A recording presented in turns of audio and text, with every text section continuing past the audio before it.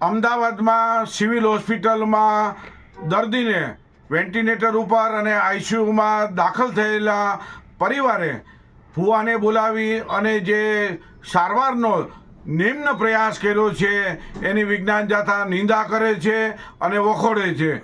આપણે કઈ સદીમાં જઈ રહ્યા છીએ? મેડિકલ સારવારથી જ આ દર્દીને સારું થયું છે અને આવા ભવાની ઉપલબ્ધિની વાત કરવાથી લોકોમાં ભ્રામકતા ફેલાશે, લોકો મેડિકલ સારવારમાં અવરોધરૂપ સાબિત થશે અને લોકોને ઉપશંકા થશે. આ બધાના નતીજાની અંદર આપણે વિજ્ઞાન જાથા જે ભુવા સામે, એના પરિવાર સામે, સિક્યુરિટી ગાર્ડ સામે, ડૉક્ટર નર્સ સામે કાનૂની કાર્યવાહીની માગણી કરીએ છીએ. શિક્ષાત્મક પગલાં સરકારી કર્મચારી સામે પણ માગણી કરવામાં આવે છે.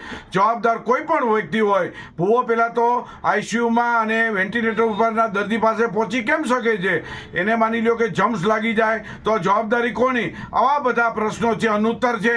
એટલે વિજ્ઞાન જાથા છે સ્પષ્ટપણે માગણી કરે છે, જે કોઈ જવાબદાર હોય એને સેલના સળિયા પાછળ ધકેલી દેવાની માગણી કરવામાં છે.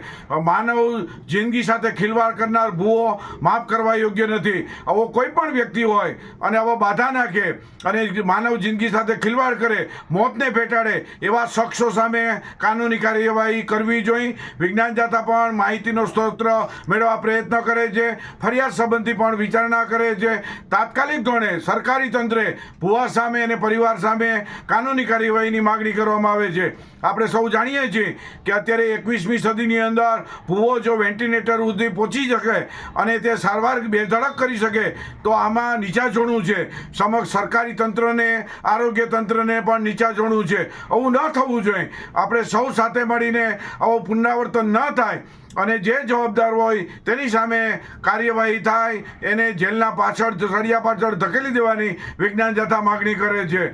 આપણે સૌ જાણીએ છીએ કે સરકાર અનેક ઉપલબ્ધિઓમાં આરોગ્ય તંત્ર ઉપર સામાન્ય વર્ગને પોસાય તેવું કામ કરે છે અને દર્દીઓને સાજા કરે છે. ત્યારે માત્ર એક ભુવો છે, સમગ્ર સમાજને ગુમરાહ કરે, ભ્રમમાં ફેલાવે, જે ચલાવી ન લેવાય, માફ કરવા યોગ્ય નથી. એની સામે કાનૂની કાર્યવાહી અને ડૉક્ટર અને દર્દી કે નર્સ કે સિક્યુરિટી ગાર્ડ સામે શિક્ષાત્મક પગલાંની માગણી કરવામાં આવે છે.